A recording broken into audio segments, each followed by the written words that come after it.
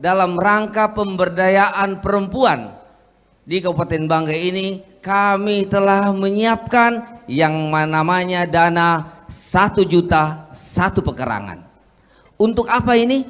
Untuk politik tanpa janji adalah politik yang buruk, menurut Paul Backleden.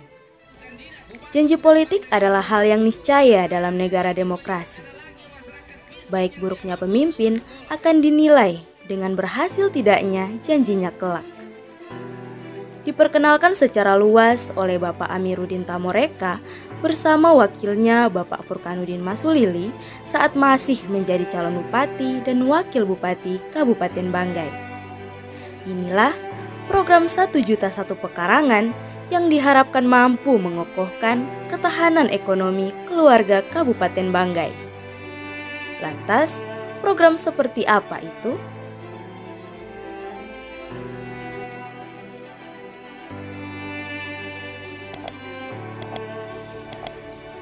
Mendengar namanya saja, tidak sedikit orang akan berpikir bahwa dana 1 juta pasti akan masuk ke kantong kita kalau mereka terpilih. Pemikiran tadi juga tidak salah, karena dalam kampanyenya, Bapak Amiruddin Tamoreka selalu gencar bahwa 1 juta per pekarangan akan dirasakan oleh masyarakat. Sampai dengan masa akhir jabatan kita, semuanya masyarakat Kabupaten Banggai bisa tersentuh dengan 1 juta 1 pekarangan. Ibu-ibu rumah tangga adalah sasaran utama dengan tujuan pemberdayaan perempuan. Tetapi jenis pemberdayaan seperti apa yang dimaksud masih belum jelas. Iming-iming nominal rupiah dalam program ini tentu akan memikat banyak orang. Apalagi program ini kurang mendapatkan kritik tajam pada awal kemunculannya. Ya, sekali lagi, siapa juga yang menolak dikasih uang 1 juta?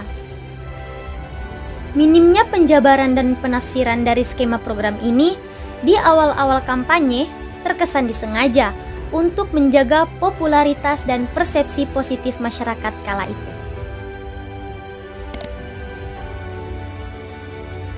Keraguan makin berkurang karena program yang diduga menelan anggaran yang cukup banyak ini akan di-cover oleh BUMD. Menarik, beliau optimis bahwa dana program ini bisa ditopang dari pendapatan BUMD jenis pertambangan yang akan dibentuk saat beliau terpilih nantinya. Tetapi ke depan kami akan membuka BUMD perusda dalam hal penanganan sumber-sumber alam yang ada di Kabupaten Banggai. Yang artinya bahwa dananya akan berada di luar sumber APBD yang ada saat ini.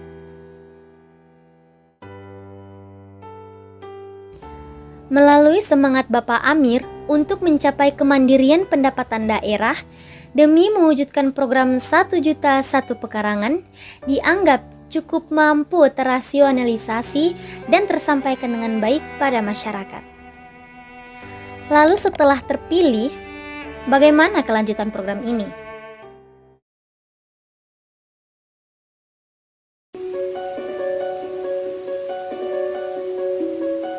Bulan Juni 2022, terbitlah payung hukumnya dalam bentuk Peraturan Bupati Nomor 38 Tahun 2022. Pasal 2 peraturan ini menjabarkan tentang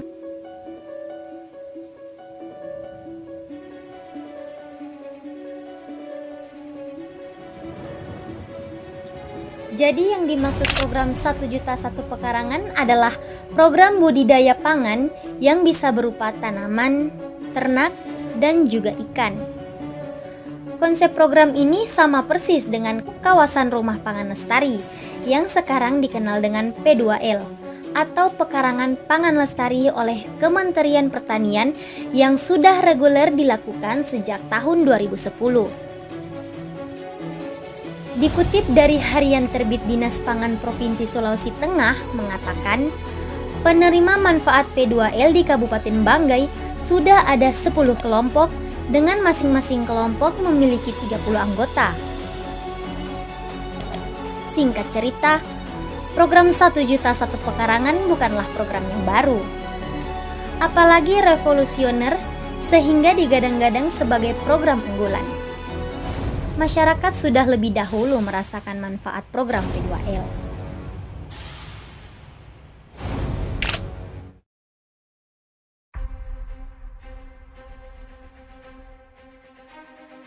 Kalau ada yang beranggapan program 1 juta 1 pekarangan sasaran penerimanya lebih luas daripada P2L yang notabene untuk petani, maka mari kita lihat pasal 1 ayat 4 dan pasal 6 ayat 2 yang menjelaskan penerima manfaat program 1 juta 1 pekarangan adalah keluarga miskin yang terdaftar dalam Data Terpadu Kesejahteraan Sosial atau DTKS yang tidak menerima bantuan lainnya dari APBN dan atau APBD provinsi.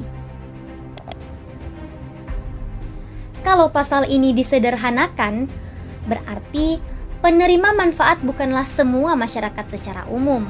Dan kategori masyarakat miskin di sini pun hanya boleh yang tidak terdaftar bansos ataupun bantuan nasional dan atau bantuan provinsi lainnya.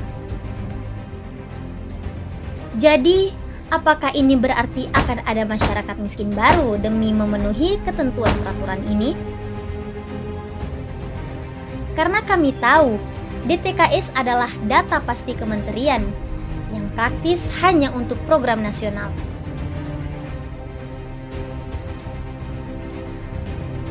Karena konsep program ini sama dengan P2L, maka masyarakat miskin penerima manfaat seharusnya juga adalah petani.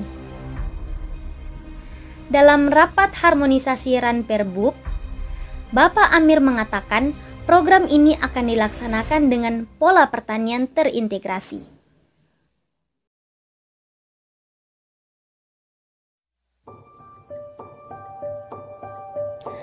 Karena sangat ditunggu-tunggu, desakan untuk terwujudnya program ini juga tidak sedikit. Masalahnya adalah penyalurannya yang kemungkinan akan salah sasaran dan tidak sesuai peraturan. Kemungkinan itu antara lain, 1. Masyarakat akan berbondong-bondong mengaku sebagai orang miskin agar terdaftar di DTKS, sehingga membludaknya data orang miskin baru di daerah. Atau 2. Kelompok-kelompok bentukan dinas yang sudah ada sebelumnya itulah yang didaftarkan jadi DTKS atau penerima bantuan agar lebih praktis. Atau 3.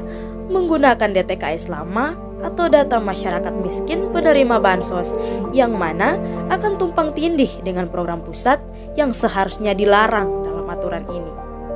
Atau 4. Penyalurannya tidak lagi melihat kaya atau miskin. Kemungkinan di atas didasari karena masyarakat sudah terlanjur menganggap bahwa program ini akan dirasakan semua orang. Sehingga anggaran program ini juga dipaksakan lebih dari yang diperuntukkan untuk menjaga kepercayaan masyarakat pada Bapak Bupati. Tepat 8 Desember 2022, program ini direalisasikan. Jumlah anggaran yang dialokasikan kami belum ketahui. Tetapi targetnya kurang lebih sekitar 50 miliar. Sempat disinggung di awal kalau dana program ini akan ditopang oleh pendapatan BUMD bentukan beliau saat terpilih. Yang berarti dananya berasal dari sumber PAD atau pendapatan asli daerah yang baru. Jadi tidak mengganggu APBD saat ini. Tetapi sampai sekarang nyatanya tidak demikian. Bahkan untuk memenuhi program ini, anggarannya terkesan dipaksakan. Ini bisa dilihat pada Januari lalu, beliau menginstruksikan agar program ini juga dialokasikan dengan dana APBDes. Ini berbeda dengan perkataan beliau dulu yang tidak akan menggunakan dana APBDes.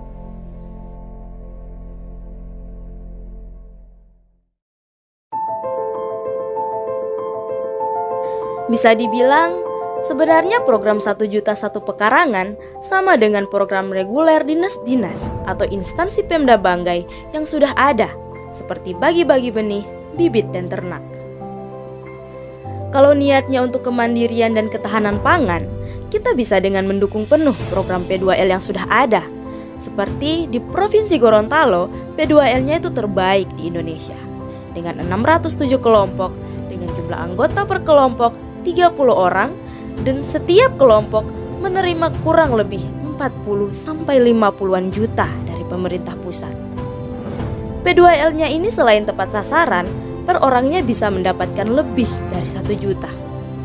Dan ini pasti akan menghemat anggaran daerah. 2021, Pemda Banggai sudah pergi ke Gorontalo untuk belajar. Harusnya ini bisa diterapkan di daerah.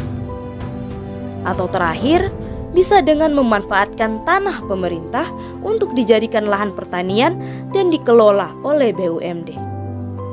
Manfaatnya, pemerintah memiliki lumbung pangan sendiri, menambah sumber PAD baru, membuka lapangan pekerjaan, mengatur harga di pasaran, menaikkan inflasi, dan hasil panennya dapat disubsidi kepada masyarakat miskin dan rawan stunting. Terlebih, kalau pengelolaannya baik, tidak menutup kemungkinan kita bisa surplus pangan dan swasembada gizi. Tetapi perlu diingat, kalaupun nantinya pemerintah mengiyakan saran di atas, pembukaan lahannya haruslah dengan ketentuan yang wajar dan berkeadilan.